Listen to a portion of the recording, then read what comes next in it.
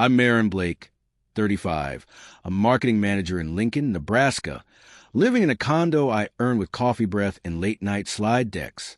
During a tense Monday morning stand-up, my phone buzzed on the conference table. A tiny alarm slicing through budget talk. A text from my kid sister, Tessa, blinked across the screen. Need $2,800 for prom. Send now. My jaw went rigid. $2,800 for a night of selfies and a limo? I typed back under the table. Earn it yourself. Minutes later, 2 separate messages hit like slaps.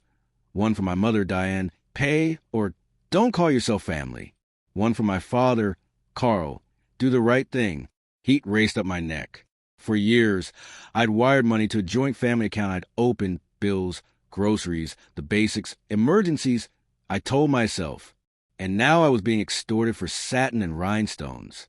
Anger rose, but sharper than that was a cold thread of realization. I was convenient, not cherished. That night, I paced my living room, replaying their words until the carpet felt paper thin. I scrolled through bank transfers. $1,200 here, $800 there. A string of kindnesses I'd labeled duty. I thought of Tessa's birthday party shimmering while I worked weekends. Diane's quick excuses. Carl's quiet, can you help? At midnight, I stood over my laptop with the same steadiness I used to approve campaigns. Finger by finger, I cut the cords I'd tied. Subscriptions I covered for them canceled. Auto transfers disabled. Alerts enabled. The joint account stayed open, but the faucet was off. By 8:30 the next morning, the world felt strangely quiet. Then an urgent email from the bank. Large transaction alert. My stomach dropped. This wasn't about prom anymore. The alert showed $5,000 had left the joint account at dawn. My pulse thudded. Rent money or another whim, either way, it bore my name. Facts, not guilt, were what I needed. I walked 2 doors down to Ellen Ward's office. She left for law school and returned sharper. Quick favor. I asked, voice steady. Minutes later, with my credentials in her comm, we were inside the bank portal. The ledger revealed what memory had tried to erase. Months of large transfers to card issuers, auto finance, a lender I didn't recognize. Smaller taps followed, boutiques, restaurants, a travel agency, and even a prom planner. Ellen scrolled, brow furrowing. This isn't groceries, she said. They were funding debt and lifestyle.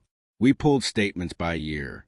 The total hit, like a punch to the gut, $100,000 withdrawn since I opened the account. Diane's soft, urgent voice. Carl's just this once, Tessa sparkle. All clicked. A second mortgage surfaced. I closed my eyes. Then I shut the faucet properly. I called the bank. Froze transfers. Revoked cards. Reset alerts. One careful email followed. The account is closed to you. I know about withdrawals. There will be no more money. Phones erupted. Tessa first. Outraged. You can't do this. We need it. Another dress.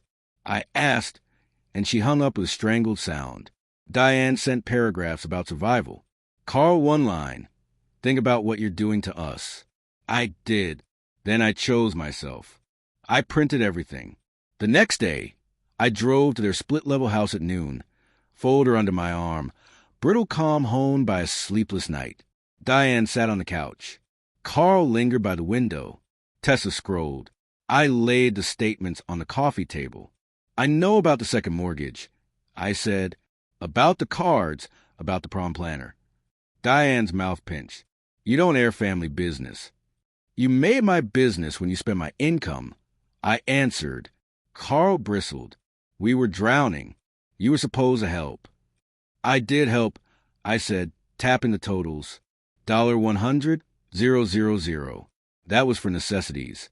You used it to postpone consequences and dress Tessa in silk. Tessa finally looked up, cheeks burning. I didn't ask you to open that account. You asked for $2,800 and called it love. I said, love isn't a wire transfer. Voices rose, then broke. They demanded, defended, deflected. I didn't shout. I gathered the pages and stood. Here's the boundary. No more money. If you want my presence, it has to be without invoices. Diane blinked, no apology. Carl said, then we're finished. I nodded. If that's your choice. I left block numbers in the driveway and sat until my pulse slowed. Weeks later, a cousin texted. Bankruptcy filed. House listed. Tessa took a retail job. I felt grief and relief. I met with Ellen. Closed every loophole. Built a budget with my future at the center. Therapy helped me untangle guilt from duty. When spring came, I donated the gown I had bought for a gala. A girl twirled in it, laughing, choosing thrift over extravagance. That joy, the right kind, filled the room